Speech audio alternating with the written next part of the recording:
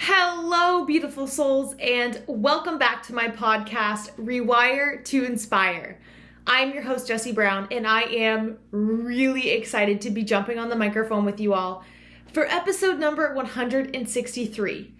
If you missed my last episode, number 162, I chatted all about the power of committing to less and how having intentionality and focusing very intentionally where you are investing your time, and how more doesn't always mean more productive. More doesn't always mean more results. In fact, oftentimes the more that we're committing to and the more that we're doing, the less results we're actually going to see, because we're spreading ourselves so thin and we're not intentionally investing in one direction.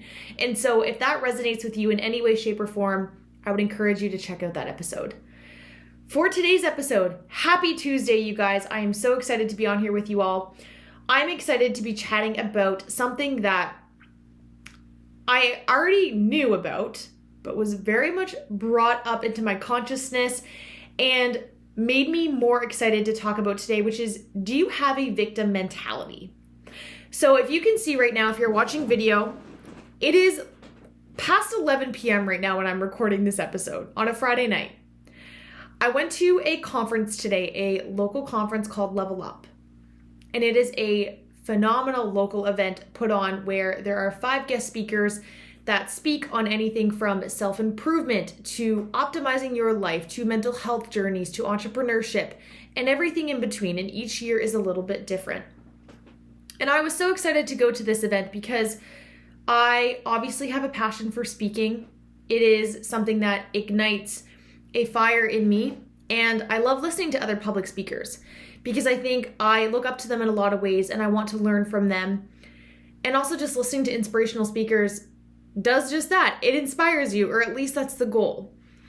And one of the first speakers this morning really just lit up something in me in the most beautiful way. And his speech wasn't directly associated with a victim mentality, but it was a part of what he was delivering. He was talking a lot about how our words hold such power and how we can rechange how we think of ourselves, and a lot to do with rewiring the mind and our consciousness. And I think it resonated very deeply because that's a lot about what I talk about on my podcast. And I had to really reflect for myself after leaving that conference to be like, I used to have a very large victim mentality. And my goal was to come on here today and to talk about that because I want you to know that that is so much more common than we realize. And as I was starting to think about, what is a victim mentality? Well, it's often when we feel a sense of imposter syndrome. Where does that imposter syndrome come from? I think it comes from a lot of past pain. I think it comes from not being validated or valued, or your sense or perception of being valued is miscued in some way. And I thought about myself when I was younger, and I definitely had a victim mentality where I felt like all my issues were external. All of my pain was because of other people. All my outcomes were because of other people. And I think that it's a lot easier for us to get into those states because it's easier to blame externally than it is to look within. And the question I encourage you to pose yourself right now in this moment is, what is my tendency? Am I someone who is very quick to push things that are out of my control and blame it on other people? Or are you far on the opposite side of this where you take accountability for way too much? Because I think it is about finding that harmony. The thing about a victim mentality is that it's an acquired personality trait, meaning that we develop it over time. But that also means, like anything, and why this is on this podcast, is because you can change it. Anytime we've adapted any kind of personality trait, any type of way of being, acting, it comes from something. There's a reason for it. But just like anything in life, what we tell ourselves, we will believe. What we put out, we will attract. And so if you are living your life in this victim mentality state, you are going to continue to reiterate to yourself all the same narratives, stories, beliefs, outcomes, desires, whatever, that you are thinking in your mind. And I don't think it is until we actually recognize that and bring awareness to that we can make a shift. Another really, really strong point that was touched on today is why this is so addictive to stay in. It's addictive for multiple reasons. The biggest reasons is because it allows us to stay safe. It allows us to stay in our comfort zone. I think I had a large victim mentality for a lot of my high school years, for sure. And then very strongly into college and after my basketball experience, I definitely carried that narrative with me. That everybody's out to get me, nobody values me, nobody cares about me, nobody cares what I have to say, nobody cares what I do. And so I would begin to show up as such. And guess what? When we show up as such, we are showing energetically and physically what we think we're worthy of. I want you to think of a person right now in this moment that when you hang around them, they just suck the energy out of you. You feel like time with them, you leave feeling like, oh my God, I'm exhausted. They likely have a victim mindset. They're very good at pulling out your energy because they're very much in a toxic, low frequency vibe state. I was that person for sure. But again, I always want to come at things from a trauma-informed perspective of validating for yourself where that might come from, but also knowing that we are responsible for doing the work to shift that. That's the catch. Is once we've assessed these things for ourselves and identified these things for ourselves, now guess what? It's time to do the work. I didn't really have that permission or have someone to guide me at the time that I was dealing with this to hear this message.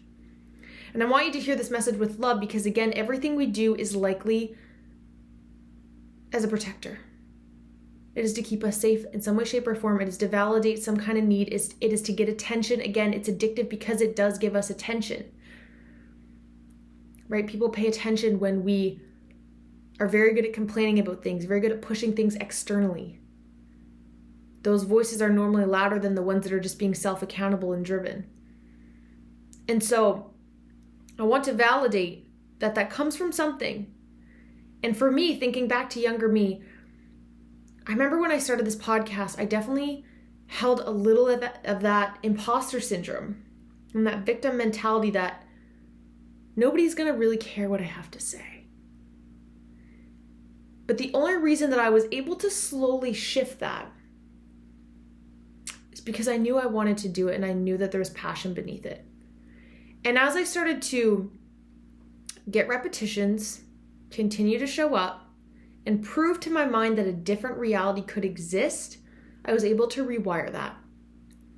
Now, there's quicker ways to rewire it than to just do what I did, which is to get repetition, because that can be really hard to take action when you're in that space. One thing that was talked about is the power of intentionally writing things down. Writing down something that you're not taking action on, because that's really how we can start to change the victim mentality, is to start to do things in our control that we aspire to do. And what he had us do is write down 1, 2, 3, whatever things that we want to do, but we haven't been doing. And putting the word should in there. I should do blank. So an example that I wrote down is, I should take my podcast production video more seriously. I know that. I should be doing that. We then change that to, I can. I can do that. I can change my podcast video production. We then changed it to, I will. I will change my podcast video production. Do you see how even the certainty within saying that shifts? When I just say, I should work on my podcast video production, It feels icky. It feels weird. It feels uncertain.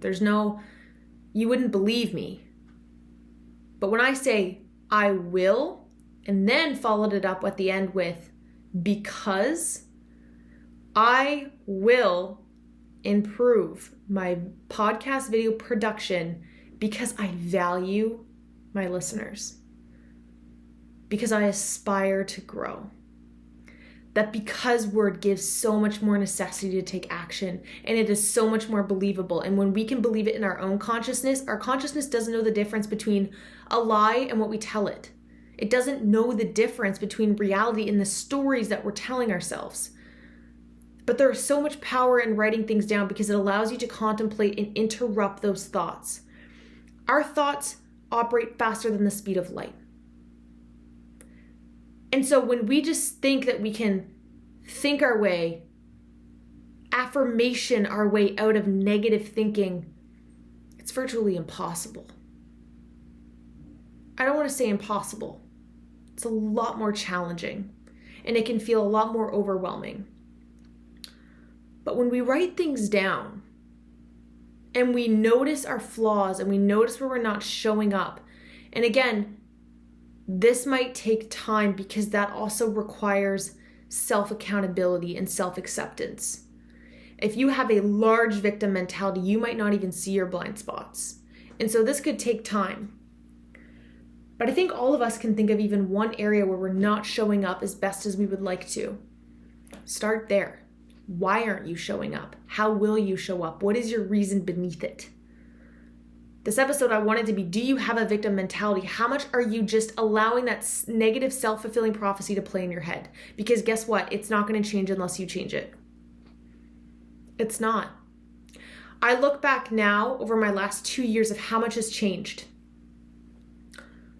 I fundamentally, as a person, in my heart maybe has not changed. What's changed is my mindset. What's changed is how I talk to myself. What's changed is how I view myself, how I talk to others, what I put into the world, the intentionality behind my words. I started writing down gratitudes. I have 3 books in front of me right here. There's one, a little book of mindfulness. There's a bunch of other ones. I write down gratitudes every single morning. And I don't say this to be like, I have it all figured out. I say all these things because I know that they work. I say all these things because I so largely had that victim mentality that I never thought any kind of other reality could ever exist. Because how would you if you keep telling yourself all these negative things about you and the world and the people and just everything is just crap and it's wrong? That's what you're going to see. That is what you're priming your RAS, your mind, to see. That activating system that we trick into seeing the things that we think about. A huge example of this is either if you've ever gotten a new vehicle or if you've ever thought of a certain vehicle or you've thought of a certain thing and then all of a sudden you just see it everywhere. It's because you primed your RAS, that activating part of our brain, to be wired to see that. So why is it that we think that our life is any different? Why is it we think that we can just stay in these negative headspaces, negative beliefs, and expect different outcomes? That is why, and I want to touch on this because I think it just really pisses me off, to be honest, when I see all these things about manifestation. And listen, I'm big into the woo world. I love manifestation. I love all those things. But if you have a victim mentality and you are operating at a low frequency and the world is out to get you,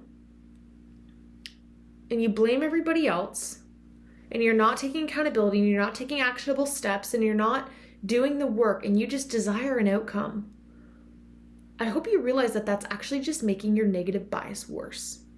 Because then you're not going to get those results unless for under some severe circumstance, you just stumble upon the success or stumble upon your desired outcome. You will not get it, and you will keep reiterating to yourself that you are not worthy. What has to change is in here. And I don't think we realize the power that our words have. The neuroscience behind every single thing that we tell ourselves. I was watching a video the other day, and I'm not going to go deep into it at all because it's very surface level in my memory of what I remember. But this neuroscientist was talking about how young people, when they laugh really hard at something, they'll say like, I'm dying, like, oh my gosh, I'm dying. We hear that, right? And this neuroscientist was talking about how we need to stop doing, was talking about how we need to stop doing that because a part of our brain starts to believe that. And we might think that that sounds far-fetched and crazy, but until we understand that the thoughts we tell ourselves hold so much power, we will never bring awareness to them. I've told you guys so many times that we have over 60,000 thoughts a day. And it's like so many more than that are just unconscious thoughts that we could never measure or are aware of. And 80% of them are wired to be negative. And if we just keep allowing them to happen without noticing them, catching them, and changing them, and doing the work, and being intentional, and writing them down, and changing our mindset, and trying to change our life, your life will stay the same. Your outcomes will only go as far as you do the work to change your perception of them.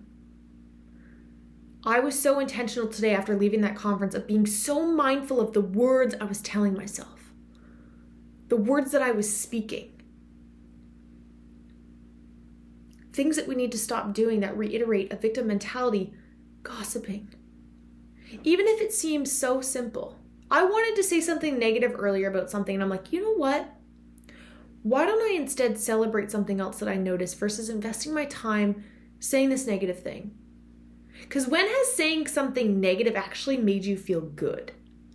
Yes, sometimes we need to vent, we need to get things off our chest, and that's okay to do in a healthy way. But the words you choose in which you do that will largely only affect you. We think that they don't matter. We think those things don't matter. Today reminded me how much it does matter. And I've shared with you guys my story before about writing things down every single day for months on months on months. Like, I am successful. I am worthy. I am not my past pain. I am blah, blah, blah. Every single day, you guys, probably a year straight during the pandemic, I wrote shit down. In hindsight at the time, did it feel like it was doing anything? Absolutely not. Absolutely not. But looking back now, I know that that made such a difference. The significance in the science and the facts behind telling yourself things you're grateful for every day cannot be argued. It seems so simplistic that I think we have a hard time believing it, so we don't do it or we don't take it seriously. But what if that's just because we're not willing to try and to see? What if that's because we're telling ourselves a story that we're just okay being the way we are? And I'm not saying we all have the same level of aspirations for ourselves and self-perception and whatever. However, what I am saying is we can all benefit from a healthier mind.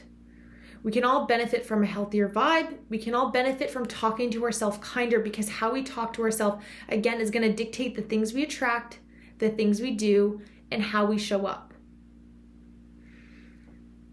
Be intentional about what you tell yourself. Be intentional about how you talk to yourself.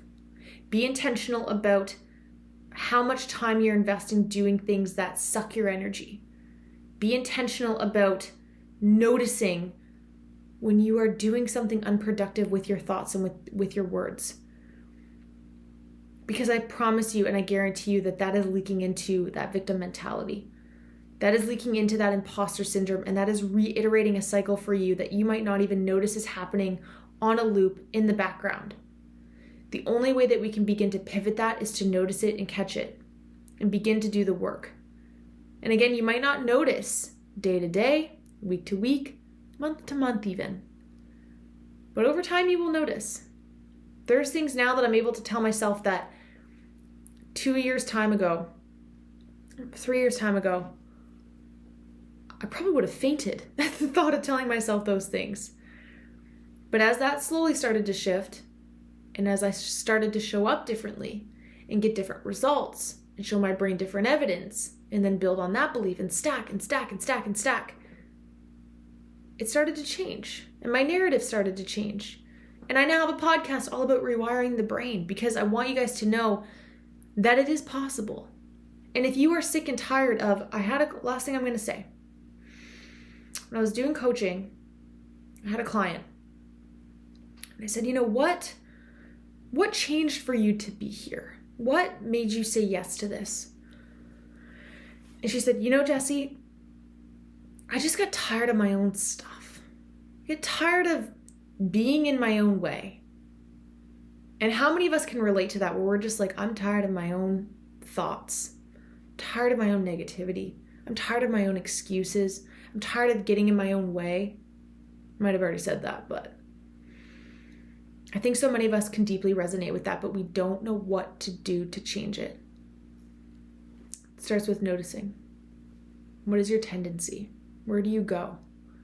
Why do you go there? Is there pain and trauma and healing that needs to be healed so you can begin to work on that? What is it that's keeping you there? How is that serving you? I think is a powerful question. Because again, when he talked about why is it so addictive and that attention piece, I'm like, okay, so there's a need not being met.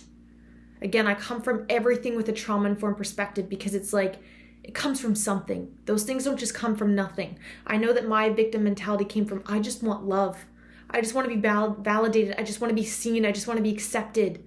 And if me being this way helps me get that, then cool, I'm going to keep doing it, not recognizing in hindsight that was actually just making my life so much worse. Insert for your life how that resonates. And I want you to know the power of what you tell yourself, what you say, what you do, and how writing things down holds so much power. Again, our thoughts are faster than the speed of light. When we write, we're able to be very intentional about what we're saying. We're able to notice, we're able to shift it. We can be intentional about rewiring because we can take the time to write it. That motor connection is huge and vastly underestimated. I encourage you to just start with writing down some gratitudes. If this is overwhelming, one takeaway, which sounds so dumb, but please just try it for 2 weeks and I promise you, you will notice something. Write down 3 things you're grateful for every single morning. Or for you, if it's better, every single night.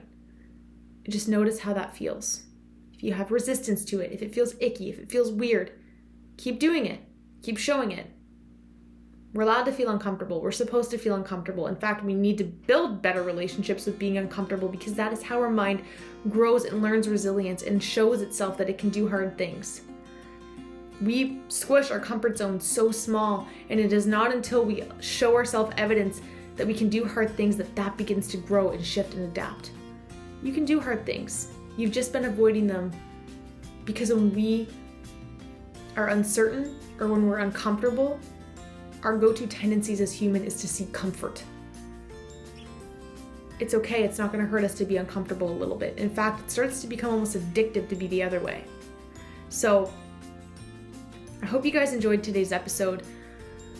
I was really, really, really fired up and excited to talk to you guys about this because it's something that I think we know intuitively, but sometimes we just need the reminder.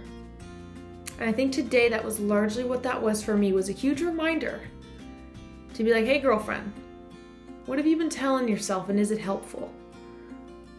What have you been telling other people? Have you been spending too much time maybe speaking negatively? And do you know that that's actually affecting you and setting the trajectory for your life? And so, happiest of Tuesdays. I hope you take some time to just even tell yourself one kind thing, maybe text someone and tell them something kind, and practice some gratitude and notice how it feels, because you are so, so worthy of that. So thank you guys so, so much for tuning into episode 163. If you enjoyed today's episode, you guys, it would mean the absolute world to me if you could share this with someone that you care about, if you could leave a review, if you could follow along, if you are either on YouTube or you're following on a podcasting platform. It genuinely means the world to me and it helps me grow and helps me reach more and more people. So thank you guys so, so much. All the love. I cannot wait to chat with you all on Thursday. Bye, you guys.